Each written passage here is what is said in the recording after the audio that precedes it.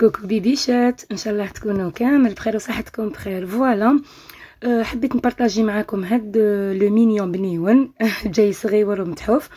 انا كنت درتو في العيد وكلاوه كامل، الوغ قالوا لي عاوديهن وعاودته لهم وحبيت نبارطاجي معاكم لا غوسات، يعني ساهل ماهل وعلى وقفه وانتم درتوه.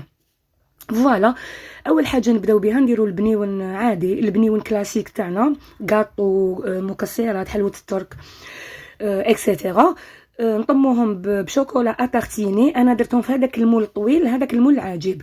ستفوا لا بارتي تاع البنيون، خلوها تبرد تري بيان وديروا لها اون بوتيت غاناج. ديروا 120 غرام تاع شوكولا بين سوداء وبالحليب، وديروا 120 غرام تاع كريمه طازجه تكون 35% ماتيير غراس.